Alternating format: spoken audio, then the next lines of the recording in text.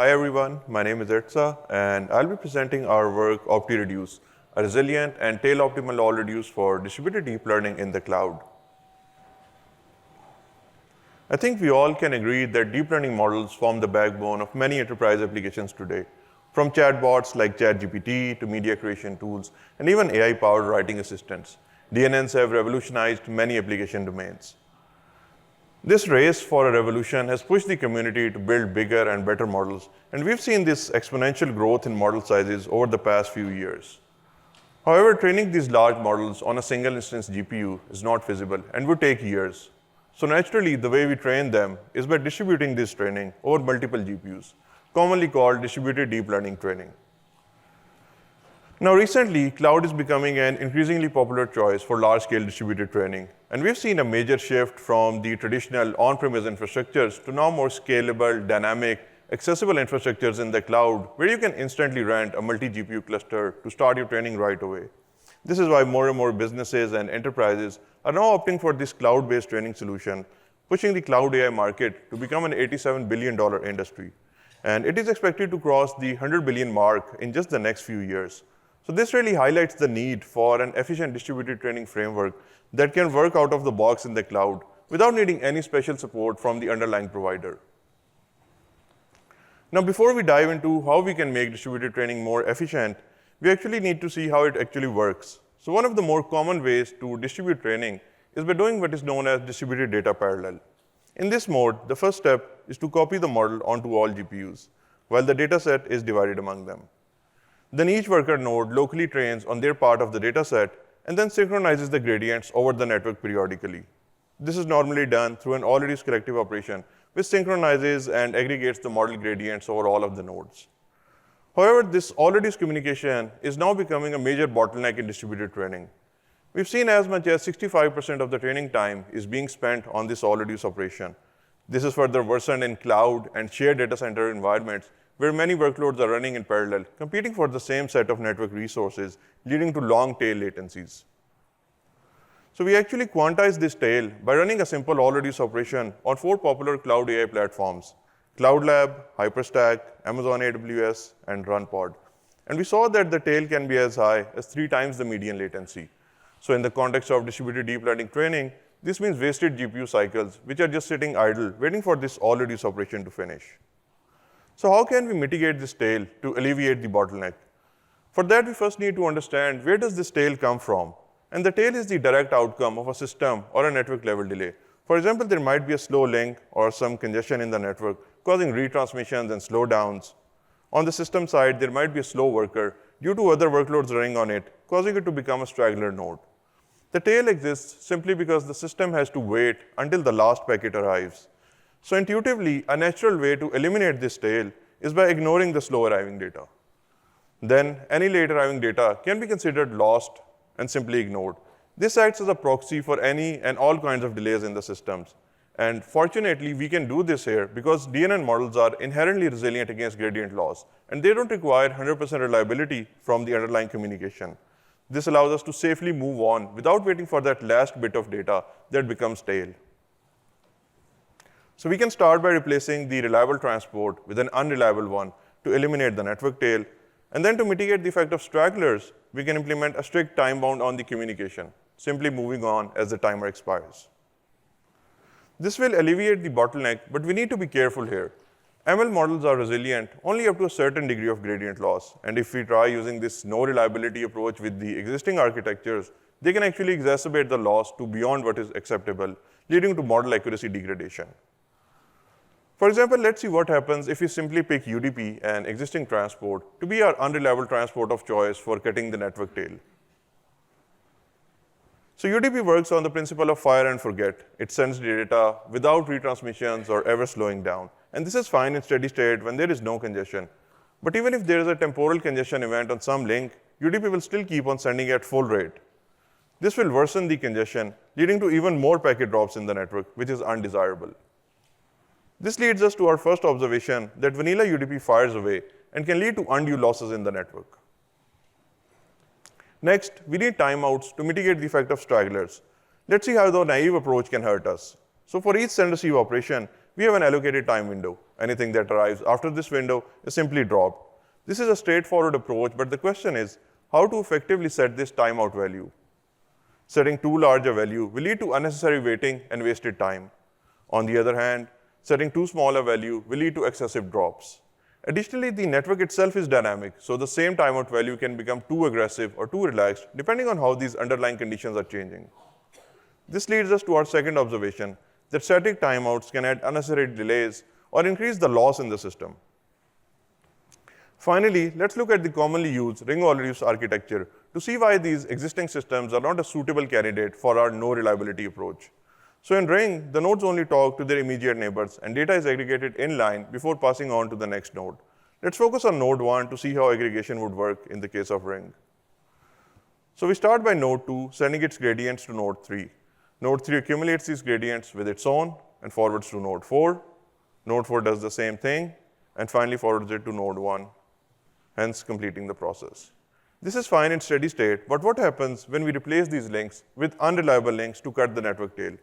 We'll follow the same example with node 2 sending to node 3 accumulating and sending to node 4 accumulating and forwarding to node 1. But this time, imagine there was a drop. Since we're using unreliable communication, there will be no retransmissions. However, this single packet was carrying the aggregated data for all of the nodes that appeared before node 4. So anytime a loss happens, you also lose the data for all the previous nodes. And this becomes an even bigger problem as the system scales and more nodes are added to the ring.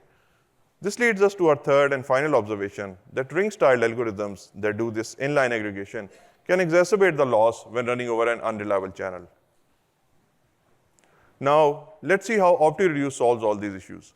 So based on the three observations, OptiReduce makes the following design contributions: an unreliable boundary transport to capitalize as well as bound the loss, an adaptive timeouts mechanism to dynamically manage the communication window, and a novel transpose AllReduce algorithm to minimize the loss associated with ring-styled algorithms that do this inline aggregation. While other systems strive for strict 100% reliability, OptiReduce breaks away from this requirement to mitigate the tail and finish faster. Let's begin by understanding the design behind unreliable boundary transport and how it bounds the loss. So when moving away from reliable transports like TCP for mitigating the network tail, we need to be careful. TCP not only includes reliability, but also congestion and flow control mechanisms for stability and fairness in the network. UDP, on the other hand, does none of these things and simply fires away, which can exacerbate the loss. We need a transport that sits in the middle of these two extremes and develop UBT for it. So UBT does not do retransmissions as ML models are resilient against loss, and we also don't need in-order delivery as the application does not require it. However, we do need congestion and flow control mechanisms so that we don't exacerbate the loss. And for that, UBT implements a simple timely inspired rate control algorithm that is just enough to avoid making things worse. This ensures that while we capitalize on loss to finish faster, we also bound it. Also, this choice of an unreliable transport opens the opportunity for further optimizations. For example, UBT implements a receiver-driven multicast to reduce the number of communication rounds, making the overall process even faster. While the unreliable transport helps with the network tail, we still need timeouts to mitigate the effect of stragglers. So the core logic for the adaptive timeouts remains the same. You ignore any data that does not arrive within the allocated time window. But now after each round of communication, the nodes calculate a new timeout based on the amount of data received in the given time. This local estimate is then appended to header of the data packet and shared with all the other nodes. Once a node has everyone's suggested timeout values, it can pick the median as the new timeout. This ensures that we ignore the outliers and the stragglers while still reacting to the underlying network conditions based on the majority vote. The timeout also includes another optimization for early stopping. So if a node has already received the 99th percentile data and is not receiving anything new for some time, it can move on after only waiting for a fraction of the timeout. The intuition is that we don't unnecessarily wait for that last 1% of data, as it might already have been dropped in the network. And finally, the transpose AllReduce algorithm. So transpose AllReduce, or simply TAR, solves the loss accumulation problem by implementing direct peer-to-peer communication. All nodes directly talk to each other, and the aggregation happens only at the last node. So we can follow the same example and focus on node 1 to see how aggregation would work in the case of TAR. This time, node 2 starts by directly sending its data to node 1. This is followed by node 3 sending its own data, and finally, node 4 sending its data, hence completing the process. You can see it has taken the same number of rounds as the ring AllReduce approach, but where tar really shines is when operating over unreliable links. So we'll follow the same example. We start with node 2 sending to node 1, followed by node 3 sending its own data. And similarly, when node 4 is sending its data, we encounter a drop, just as we did in the ring AllReduce case. But you can notice that this time, we only lose a single node's data, as there was no inline aggregation. So no matter how much the system scales, there will be no loss accumulation, as there are no intermediate nodes. And this has a significant effect in terms of model learning and deviation. In our testing with 8 nodes, we actually saw that ring's mean squared error was 7 times higher than tar when operating over unreliable links. So while all these components exploit the loss to finish faster, OptiReduce also includes several optimizations for sustaining the model accuracy. One of the more interesting from these is the use of randomized Hadamard transform. So before the data is sent out into the network, it is encoded using Hadamard, which the receiver can then decode and approximate any loss gradients. So we can see in this example here that although we encountered a tail drop and would have lost this 4.5 value here, because we used this Hadamard encoding, the receiver was able to recover a close approximation, and we got this 4.6 value here at the very bottom. To visualize the effect of Hadamard on end-to-end training, we can deliberately drop 5% and 10% of gradients when training this VGG19 model. As you can see, without Hadamard, the accuracy drops significantly.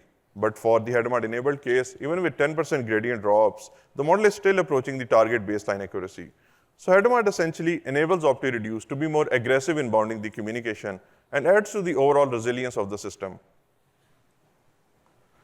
For evaluations, we compared OptiReduce with 2 commonly used collective communication libraries, Nickel and Glue, including all of their algorithms. We also included a reliable version of our transpose AllReduce algorithm, tar, running on top of TCP. So we evaluated OptiReduce in 3 environments with varying tail behaviors. The first is Cloud Lab, which is an academic public cloud, and 2 more local cluster environments. For comparison metrics, we used the time taken to reach the convergence accuracy and the achieved training throughput. So we start with the Cloud Lab environment, where we provisioned 8 worker nodes, each equipped with an A30 GPU, connected using 10 G-links.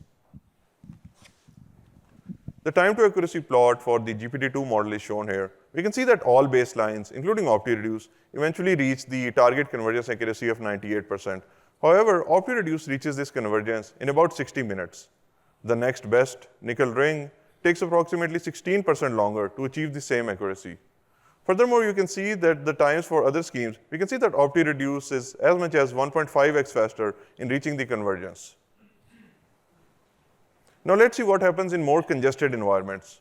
For that, we set up 8 worker nodes on our local cluster, each with a V100 GPU connected over 25 G-links. We then introduce some background traffic to simulate different levels of network congestion and create a low tail and a high tail environment with a tail to median latency ratios of 1.5x and 3x, similar to some of the clouds that we saw earlier. So this allows us to observe how increasing congestion in the system impacts the performance of the various baselines. So now looking at the time to accuracy plot in these environments, we can see that the low tail results look quite similar to what we saw for Cloud Lab, and this is expected as both environments share similar tail characteristics. But as we get more congestion in the network, we can see OptiReduce significantly outperform all of the baselines. This is because OptiReduce takes approximately the same amount of time in both environments. While other systems slow down, OptiReduce simply ignores all delays and moves on, making it finish as much as 2.1x faster compared to the baseline. We also tested OptiReduce on newer and larger models like the Llama 3.2. So looking at the training throughput here, we see that OptiReduce not only maintains its performance benefits, it actually achieves slightly higher speedups than what we saw earlier. In fact, it finishes around 2.3x faster compared to the baseline here. This is because while larger models amplify the bottlenecks, they are usually more resilient to gradient losses as well. And this allows OptiReduce to finish even faster. You can find more evaluations in the paper, including large-scale experiments with 24 nodes and simulated runs for up to 144 nodes. We also compare with other schemes, including parameter server approach, quantization and sparsification schemes, and even in-network aggregation approaches. Also, you can find the training results for more models and datasets, including various language and VR models in the paper. To conclude this talk, AllReduce continues to be a major bottleneck in cloud-based distributed training. To address this, OptiReduce presents a time-bounded AllReduce framework that works out of the box in the cloud. allowing it to achieve more than 2x speedup without impacting the model convergence. We open source OptiReduce, the installation instructions, and the source code GitHub link can be found at this website. Thank you for your time, and I'll be happy to take any questions now.